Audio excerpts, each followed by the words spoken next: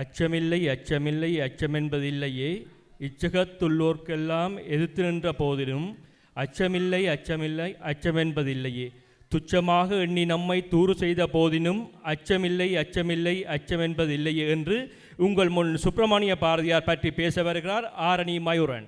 கவிதை எழுதுபவன் கவியன்று கவிதையே வாழ்க்கையாக உடையான், வாழ்க்கையே கவிதையாக செய்தான், அவனே கவி பாரதி. அனைவருக்கு நண்பின் வணக்கம். கவி பாடும் திறமையால் நம் அனைவரையும் கவர்ந்த பாரதிய பெட்டி என் உள்ளத்தின் நாளத்தினிருந்து ஒரு சில வார்த்தைக்கு இதோ. புரட்சி கவிஞர் மகாகவி பாரதி 1882 மார்கழி மாதம் 11ஆம் நாள் இந்தியாவில் தூத்துக்குடி மாவட்டம் எட்டயபுரத்தில் பிறந்தவர். இவரது பெற்றோர் சின்னசாமி லக்குமி அம்மையார் ஆவர். இவரது இயற்பெயர் சுப்பிரமணியன். பாரதி தமிழ் கவிதையிலும் உரைநடையிலும் சிறப்பான புலமை கொண்டு நவீன தமிழ் கவிதைக்கு முன்னோடியாக திகழ்ந்தார். தன் கவிதைக்கு மூலமாக மக்கள் மனதில் விடுதலை உணர்வை ஊட்டியவர்.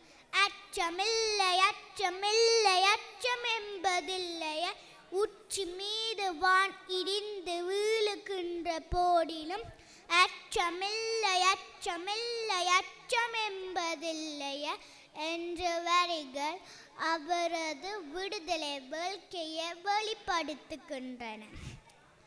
இந்தியா விஜயா போன்ற சஞ்சிகைகளை வெளியிட்டார். கண்ணன் பாட்டு, குயில் பாட்டு, பாஞ்சாலி சபதம் போன்ற பல நூல்கள் எழுதியுள்ளார். தனியொரு மனிதனுக்கு உணவில்லையே, இந்த ஜகத்தினை அழித்திடுவோம் என்று பாடினார் பாரதி. 1921ஆம் ஆண்டு புரட்டாதி மாதம் 15ஆம் நாள் இவ்வுலக வாழ்வை நிற்றார் பாரதி. ஆம், பாரதி மறைந்தார். அவரது புகழ் தமிழ் மொழி உள்ளவரியம் மண்ணை விட்டன கூறி வாய்ப்புக்கு வாய்மொழி கேட்டமைக்கு நன்றி கூறி விடைபெறுக. நன்றி, வணக்கம். ஆம், சிறப்பான முறையில் பேச்சு வழங்கி சென்ற ஆரணிக்கு எமது மனமார்ந்த நன்றிகள்.